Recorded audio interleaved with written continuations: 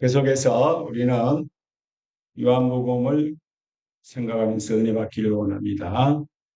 요한복음은 7가지 기적으로 이렇게 되어 있는데 특별히 기적을 7가지로 이렇게 기록한 것은 여러 가지 뜻이 있는 줄 압니다.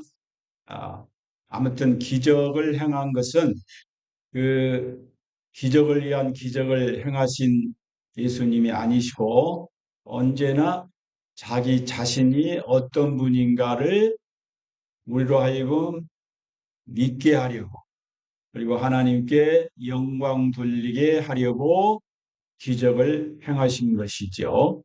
기적이라고 하는 것은 우리 자연 순리, 우리의 이성과 우리의 어떤 과학적인 이런 그 사고를 뛰어넘어 초월해서 일어난 사건입니다. 그러니까 사람의 생각으로는 이해할 수 없는 것이 기적입니다. 근데 그 기적은 항상 일어나느냐? 그렇지 않습니다. 하나님의 때에 하나님의 계획 속에서 일어난 것이지 결코 내가 기적을 보고 싶다 해서 기적이 나타나는 거 아니죠.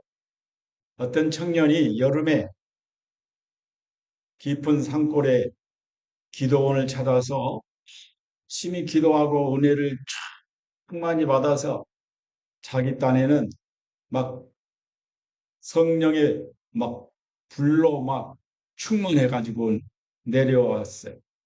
내려와서 생각할 때, 예수님도 물 위를 걸으셨는데 나라고 못 걸을 수 있겠느냐? 그런 생각이 들었어. 그래서 용감하게 자기 딴에는 믿음으로 한강을 물 위로 내가 걸어 버리라. 그래가지고 한강 옆으로 와가지고 용감하게 한강으로 뛰어 들어갔는데 어떻게 됐을까요? 네. 한강 위를 걸은 것이 아니라 한강물에 빠져서 죽을 뻔했어요. 완전히 실망을 했어요. 왜 나는 믿음이 충만하고 은혜가 충만해서 내가 물 위로도 걸어가려고 했는데 왜 나는 물에 빠졌을까? 그래서 회의에 빠져서 목사님을 찾아가서 물었답니다. 목사님, 왜 저는 물 위를 걷지 못했습니까? 예수님도 그러셨고 베드로도 그랬는데 나는 왜 못 걷습니까? 그랬더니 목사님 웃으시면서 그래, 베드로는 물 위로 걸었는데 그때 예수님이 베드로에게 말씀하시기를 물 위를 걸어라, 걸어오라고 말씀하셨다. 그래서 그 말씀에 순종해서 물 위를 걷게 된 것이다. 어떻게 청년은 예수님이 물 위를 걸어오라 하시던가? 아니요. 그래서 빠진 거야. 예수님이 물 위를 걸어오라고 하실 때 순종하면 걸을 수 있었는데 예수님이 걸으란 말도 안 했는데 당신의 열정으로만 걸으려고 했다. 그래서 안 된 것이다. 그래서 기적이라는 것은 내가 원한 대로 내 마음대로 일으킨 것도 아니고 일어난 것이 아니라 하나님의 때에 하나님의 어떤 목적을 이루기 위해서 우리에게 기적을 보여주신 것입니다. 우리 기독교는 기적의 종교예요. 다 보면 기적적인 일이에요. 예수님이 탄생한 것도 처녀가 잉태를 했으니 이게 기적이죠. 예수님이 죽었는데 3일 만에 부활했어요. 이게 놀라운 기적입니다. 죽은 자가 살아났어요. 그리고 산채로 하늘나라로 올라가셨어요. 승천하셨어요. 이게 기적 아닙니까? 그러므로 기독교의 모든 복음의 핵심은 사실은 모든 자연과 과학을 초월한 어떤 기적의 역사가 된 거예요. 그러면 우리가 이런 평상시에 그런 기적들이 나타나느냐? 아니다는 것입니다. 그러나 하나님이 원하시고 하나님의 어떤 목적이 있으면 기적을 보여주신 거예요. 그래서 종종 기적을 체험한 우리 성도들이 많이 있습니다. 정말 사형 선고를 받았는데 예? 하나님의 능력으로 살아난 사람도 있지 않습니까? 음, 도저히 인간의 힘으로 안 되는 것도 해결되는 것들을 많이 경험하고 있습니다. 그러므로 우리의 이성과 우리의 어떤 자연의 의지에서 하나님의 기적을 무시하고 하나님의 그 능력을 약화시키면 아니 된다는 것이죠. 하나님의 능력은 어제나 오늘이나 변함이 없는 줄로 믿습니다. 내 좁은 그 지식과 좁은 경험을 가지고 하나님의 무한한 능력과 무한한 그 권능을 제한시키면 안 됩니다. 그러므로 우리는 성경대로 그 기적을 믿고 또 그 기적도 현재도 일어날 수 있다는 사실을 우리가 믿음으로 받아들입니다. 그게 우리들의 올바른 자세라는 것입니다. 자, 오늘 그럼 본문에 들어갑시다. 자, 16절, 17절 읽습니다. 저물매 제자들이 바다에 내려가서 배를 타고 바다를 건너 가버나움으로 가는데 이미 어두웠고 예수는 아직 그들에게 오시지 아니하셨더니. 자, 오늘 예수님 물 위로 걸으신 이 기적의 사건이 나오는데 이 기적이 나타나기 전에는 어떤 일이 있었어요? 그것도 기적이었습니다. 물고기 두 마리와 떡 다섯 개로 장정만 5천 명을 배불리 먹게 하고 12강줄이나 남게 했던 이런 놀라운 기적을 우리 예수님이 행하신 거예요. 바로 그 후에 예수님이 어떻게 했어요? 산으로 들어가셨다 그랬어요. 오늘 성경에는 산으로 가셨는데 뭘 하셨는지 산속에서 뭐 하셨는지가 안 나와요. 그러나 다른 복음서에 보면 기도하러 들어가셨다 그랬습니다. 예수님은 기적을 행한 후에 그 사람들이 얼마나 환호했을까? 예수님 기적을 보고 와, 예수님이야말로 놀라운 분이라고 얼마나 찬양했을 거예요. 그 인기는 막 하늘을 찔렀을 거예요. 그런데 예수님은 그런 환호와 어떤 그 인기에 매몰되지 아니하시고 오히려 어디를 들어가? 산에 들어가셔서 조용히 하나님과 교제하는, 기도하는 것입니다. 이 예수님의 모습을 우리가 배워야 합니다. 사람들이 인기가 있고 사람들한테 환호를 받으면 사람들이 더 교만해지고 그래서 나중에 추락되고 마는 것을 많이 보지 않습니까? 예수님은 기적을 행하신 후에도 무릎 꿇고 하나님께 기도하셨다는 것입니다. 그러므로 그 후에 또 어떤 일이 났어요? 물 위로 걸어가는 그 놀라운 기적을 보여주신 것이 그 후에. 자, 그래서 제자들이 그때 어떻게 했어요? 배를 타고 갈릴리를 가게 돼. 갈릴리 바다를 지나. 갈릴리는 그 호수가 있는데 그 호수입니다. 근데 왜 바다라고 합니까? 너무 커서 호수가 크니까 그냥 바다처럼 보이는 거예요. 그래서 갈릴리 바다 그렇게 이야기합니다. 하지만 사실은 민물이에요. 바닷물이 아니에요. 그렇기 때문에 호수입니다. 호수. 네. 자, 근데 이 갈릴리 호수를 지나가게 되는데 예수님은 안 계신 거예요. 어떻게 됐어요? 어두웠 예수는 아직 그들에게 오시지 아니했다. 흥랑이 일어나기 시작한 거예요. 파도가 막 집덩이 같은 시 올라갔다 내려갔다. 완전히 이제 갈릴리 바다에 빠지게 된 그런 위기에 처했어. 오늘 이 사건이 왜 일어났을까? 바로 본문의 말씀은 예수님이 그곳에 계시지 않았다는 걸 가르쳐 줍니다.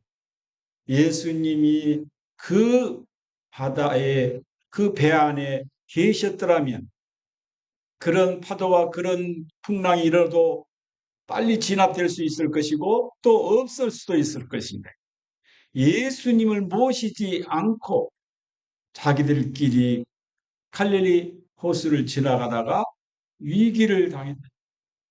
풍랑을 만나 죽게 되었다고 했습니다. 여러분, 오늘 우리의 인생의 위기, 그런 환란이 옵니다. 물론 여러 가지 이유가 있지만은 예수님이 계시지 않으니까, 예수님을 주인으로 모시지 않으시니까 그런 위기와 풍랑이 온다는 것입니다. 여러분 사사기를 읽어보시면 이렇게 말했어요. 그때 이스라엘에 왕이 없으므로 사람이 각기 자기의 소견에 오른 대로 행하였더라. 한마디로 여호수아가 참 믿음의 대장부로서 이스라엘을 다스리고 신앙으로 큰 나라를 살피고 백성들을 살폈어요. 그러니까 모든 사람들이 여호수아의 그 위험이 그 신앙적 그 은혜에 끌려서 다 하나님을 경외했어요. 근데 여호수아가 어떻게 해요? 죽었어요. 신앙의 거목이 사라진 거예요. 그래 자기를 지도하고 인도할 사람이 없는 거야. 그리고 왕도 없고. 그러니 어떻게 됐습니까? 자기 소견대로 행하기를 시작. 우리말에 그 사공이 많으면 배가 어디로 간다고? 산으로 올라간다는 게 그런 식이야. 자기가 하나님처럼 말하는 거야. 자기가 옳다는 거야. 자기가 옳다. 그러니까 네, 배가 산으로 올라가는 바로 이 사사기 시대가 그랬다는 응? 하나님을 모시지 않으니까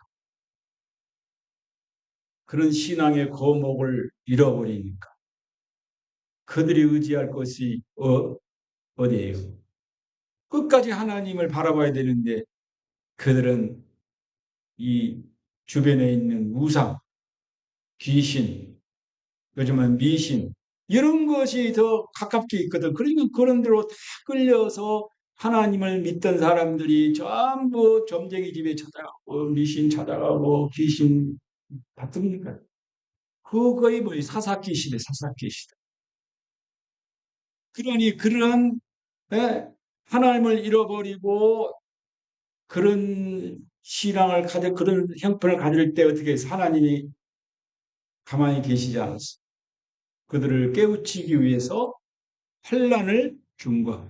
그 환란은 특별히 다른 나라가 침범에 들어와서 그들의 있는 곡식을 빼앗아가게 하고 그 여러 가지 그들에게 고통과 괴로움을 준 잡아가. 그것이 뭐예요? 하나님의 깨치기였어요. 여러분, 오늘 우리에게 환란이 옵니까? 어려운 위기가 있습니까? 예수님을 주인으로 모시지 않고 내 소견대로 해. 내 뜻대로 해. 내 생각대로 해. 내 고집대로 해. 내 경험대로 해. 그러니 위기가 왔고 또 위기가 해결되지 않는 것입니다.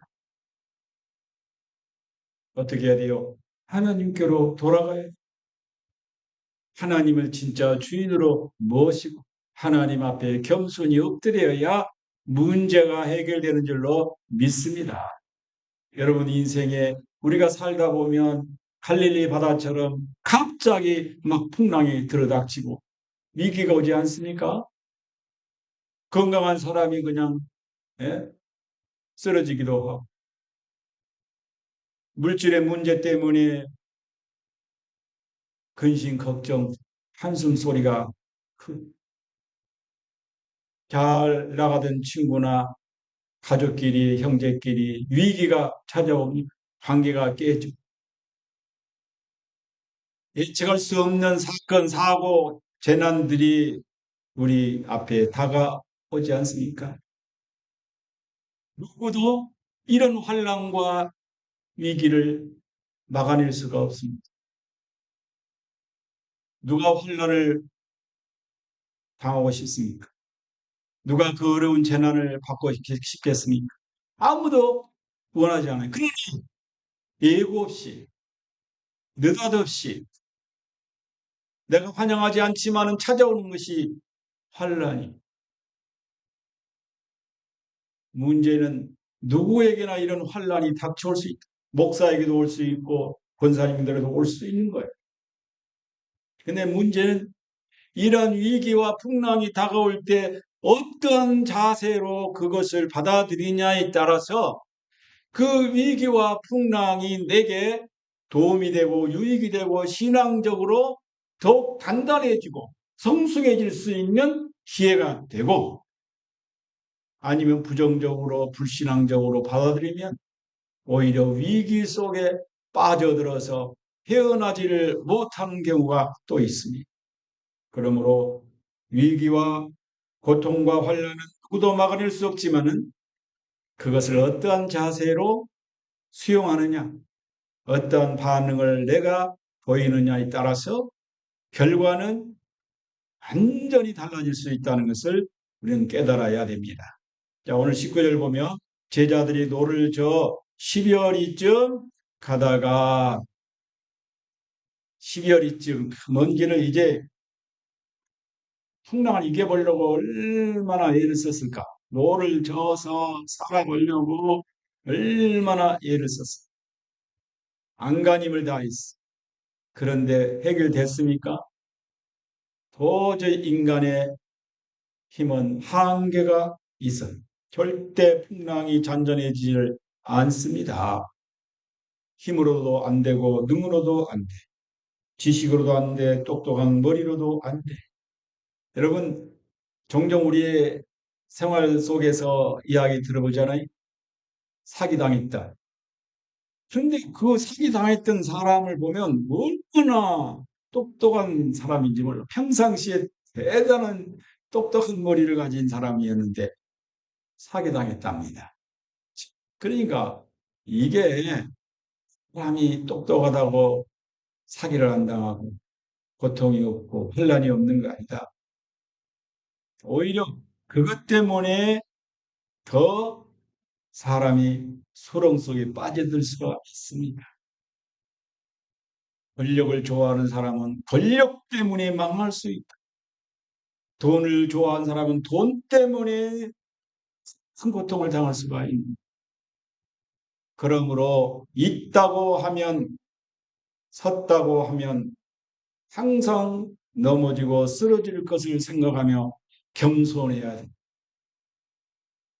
힘이 있을수록 커서 겸손해야 돼. 가진 것이 많다고 생각할수록 낮아진 마음을 가져야 돼. 언제나 하나님의 주신 은혜고 하나님의 주신 축복인 줄로 믿고 하나님 앞에 늘 겸손한 자세로 우리가 서야 됩니다. 그럴 때 하나님의 은혜가 계속 내게 임하게 되는 줄로 믿습니다. 우리는 뭔가 잘 된다 했을 때 꼭 넘어지기가 쉽. 오늘 여기 인간의 힘으로 능으로도 환난 풍랑을 이길 수가 없었습니다. 그런데 놀라운 일은 인간의 끝이 하나님의 시작이었다는 것이 인간의 절망이 하나님에게는 희망이 되었다는 것이 여기 막다른 골목 이제 이 풍랑 속에 빠져 우리는 죽게 되었다. 완전 절망이다 하는 순간에 예수님이 어떻게 해요? 찾아오신. 어떻게? 물 위를 걸어서 오신 거예요. 그 파도치는 그분의 예수님이 처벅처벅 물 위를 걸어서 오셨거든요. 예수께서 바다 위로 걸어 배에 가까이 오심을 보고 두려워하거늘 그랬죠.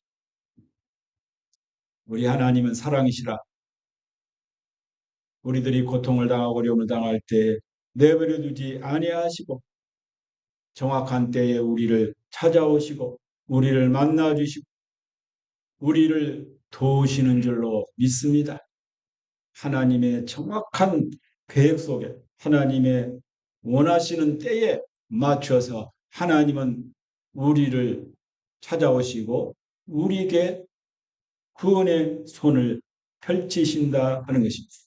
그런데 오늘 본문에 보니까 예수님이 오니까 유령이다 그랬어요. 여기 유령이라고 했지만은 우리말로 하면 귀신이다 그래요.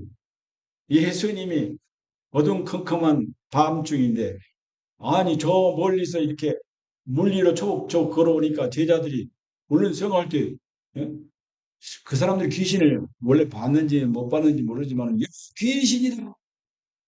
예수님을 보고 귀신으로 착각하고 오해를 한 것이죠. 착각은 자유지만은 이렇게 인간의 시선은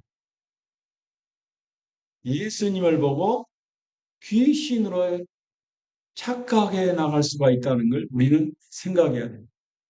자기들을 지금 구원하러 오신 예수님을 유령으로 착각을 이건 뭐예요? 영적 분별력이 사라졌다. 오늘 종종 이단에 빠지고 사이비 종교에 빠진 사람들 봅니다. 아, 저 사람 하나님 잘 믿고 교회 잘 나갔던 사람인데 아니 어쩌면 저렇게 저런 이단에 빠졌을까? 그걸 생각하면 도저히 이해가 안 돼. 근데 그런 사람들이 빠져가는 걸 보면 참 희한한 일이죠. 영적 분별력을 상실했기 때문인 것입니다. 우리가 교회 신앙생활을 하면서 영적 분별력을 상실해버리면 여기서 저기서 나를 미혹할 때 넘어가기가 쉽습니다. 신천지 보세요. 얼마나 예? 젊은이들을 상대로 해서 자기 포교 활동을 합니다. 자기 그 목적을 위해서는 대통령도 이용하지 않습니까? 통일교회 보세요. 대통령 권력자들을 가까이 해가지고 돈 주고 뭐 명품 줘가지고 자기들 목적을 달성. 우리가 영적 분별력을 상실해 버리면 오늘 우리 그리스도인들도 잘못될 경우도 있는 것입니다. 오늘 광화문에서 하나님도 까불면 뭐라고요? 나한테 죽는다는 사람, 영적 분별력이 없는 사람은 그 사람이 뭐 선지자다고 그러고 대단하다. 애국자. 그러니까 영적 분별력이 완전히 묵통이 묵통. 우리는 그 선글라스 쓰잖아요. 빨간 색으로 쓰면 빨갛게 보이고 파란 안경을 그 쓰면 파랗게 보이듯이 그런 거예요. 그냥 우리가 정말 하나님이란 경지 정말 바른 성경의 눈으로 바라봐야 아 저것은 성경적이 아니다. 하나님이 그 뜻이 아니다 하는 걸 알 수가 있는데 그들은 이상한 눈을 저 안경을 끼고 보니까 저 사람은 선지자다. 애국자고 저 사람은 위대한 사람이고 훌륭한 지도자고 이 믿음의 안경을 바르게 끼야 돼. 신앙의 안경을 바로 끼야 돼. 그렇지 않으니까 꼭 분별을 못해. 분별을 못해. 예수님 결론으로 말씀드립니다. 예수님 그들을 찾아와서 뭐라고 했어요? 내니 두려워하지. 딱 한마디. 내니 두려워하지. 예수님 찾아오셨어요. 다른 복음서에 오늘 복음서에 넣었지만은 그 베드로가 예수님 오니까 나도 물 위를 걸어게 해달라고 성경에 마태복음 걸어오라 그래 걸어오라. 그러니까 베드로가 용감하게 바다 위로 걸었어. 그런데 여기 뭐라고 그랬어요? 베드로는 바람을 보고 무서워 빠져가는지라. 그러니까 예수님만 바라볼 때에 물 위로도 걸어갈 수 있었는데 바람을 보고 파도를 보니까 두려워 겁이 나. 그러니까 물속에 빠져들어가게 되었다는 이야기. 이것은 뭘 의미합니까? 우리의 영적 시야가 어떻게 되어 있느냐에 따라서 이렇게 달라질 수가 있다. 우리의 영적인 눈이 예수님을 향하여만 언제나 바라보고 있어야 되는데 자꾸 예수님보다도 세상을 바라보고 인간을 바라보고 환경을 바라보면 그 속에 나도 같이 빠져들 수가 있는 것입니다. 그러니까 늘 나의 믿음의 시야가 나의 초점이 예수님이 돼야 됩니다. 왜 기도해야 됩니까? 기도는 예수님께 초점을 맞추는 것이 기도입니다. 세상 바라보다가 기도하면 예수님이 생각나고 예수님을 바라보게 되고 예수님 말씀으로 기도하게 됩니다. 그래서 기도는 예수님을 향한 나의 시야를 고정시켜 나가는 것입니다. 물론 기도한다고 하면 하지만은 또 잡생각도 나고 딴 생각도 나고 그러지만 그래도 계속 기도 생활을 하다 보면 예수님만 바라보고 예수님에게 시야를 두게 되는 거예요. 근데 그런 기도가 없이는 어떻게 우리가 예수님을 바라볼 수 있니? 무슨 다 세상이고 사람이고 안 믿는 사람밖에 없으면 그러니까 내 생각과 내 판단이 그곳에 응? 따라갈 수밖에 없는. 그러니까 끝없이 우리가 세상을 안 바라보고 사람 안 바라보려면 늘 기도해야 돼. 그리고 이제 성경을 바라봐야 돼. 그래서 성경과 기도 생활은 우리의 기초예요, 기초. 그리스도인이 말씀과 기도를 멀리하고 있다? 그럼 벌써 세상에 빠져들고 있는 베드로가 물속에 빠지듯이 빠져들어가는 것이 세상의 유혹에 절대 빠져들어가고 있는 것을 기억해야 돼. 오늘 우리 눈을 열어서 주님 바라보시기를 바랍니다. 늘 주님을 바라보고 주님만 주목하고 주님만을 향하여 나의 인생의 그 목적지를 향해 나갈 때 우리는 승리자가 되는 것입니다. 예수님이 내니 두려워하지 말라 하실 때 어떻게 됐어요? 그들이 기뻐서 21절 보면 배로 영접했다 그랬어요. 예수님을 그 배에 모셔드리니까 어떻게 됐어요? 배는 곧 그들이 가려던 땅에 이르렀더라. 목적에 도착지 딱 맞게 도착했어요. 그렇습니다. 예수님을 그 배에 모셔드리니까 기쁨이 찾아왔어요. 목적지에 안전하게 도착했어요. 풍랑은 잔잔해지고 평안해졌습니다. 여러분, 기적이 중요합니까? 물론 기적이 중요해. 그러나 기적보다 더 중요한 것은 예수님이십니다. 예수님이 기적을 행하시기도 하고 안 하시되 그러니까 예수님과 함께 하는 것이 더 중요한 것이지 기적이 더 중요한 것은 아닙니다. 기적만 바라고 기적이 기다려집니까? 그건 잘못된 거예요. 예수님과 늘 함께 동행하고 예수님과 늘 함께 삶을 살아가면 때때로 기적도 나타나고 때때로 놀라운 역사들이 나타나고 응답이 나타나는 것입니다. 결혼할 때 신부가 얼마나 혼숙감을 많이 갖고 오나 그게 관심이 많습니까? 아니면 그 신부에게 관심이 많습니까? 어리석은 사람은 신부가 뭘 가져오나 뭘 혼숙감이 그것만 관심이 있어.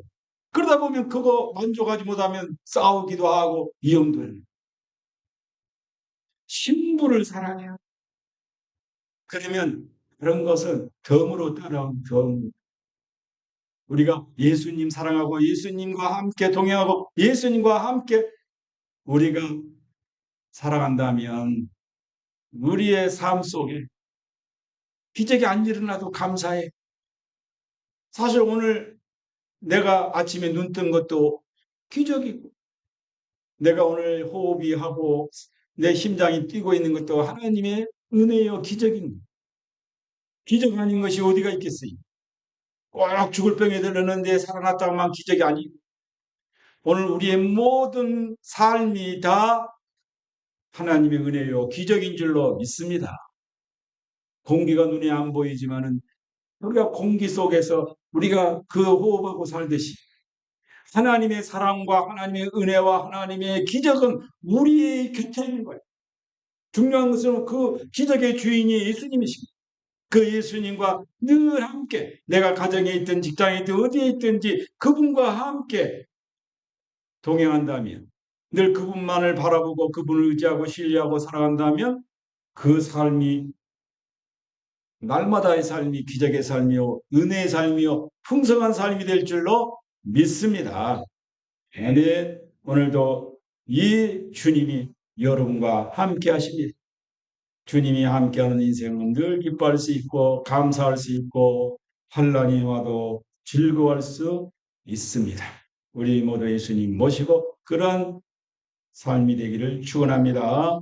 아멘. 우리 기도하겠습니다. 사랑과 은혜가 풍성하신 하나님 아버지, 이 시간 주님 앞에 나와 고백합니다. 인생의 풍랑 속에서 홀로 고군분투하며 좌절했던 순간들, 주님을 오해하고 두려워했던 저의 연약함을 용서하여 주옵소서. 이제 오직 주님만을 바라봅니다. 저의 삶의 배에 예수님을 모셔드립니다. 주님과 함께라면 어떠한 시련도 이겨낼 수 있음을 믿습니다. 매일 주님을 새롭게 만나며 주님 안에서 참된 평안과 기쁨을 누리게 하옵소서. 다시 오실 예수 그리스도의 이름으로 기도합니다.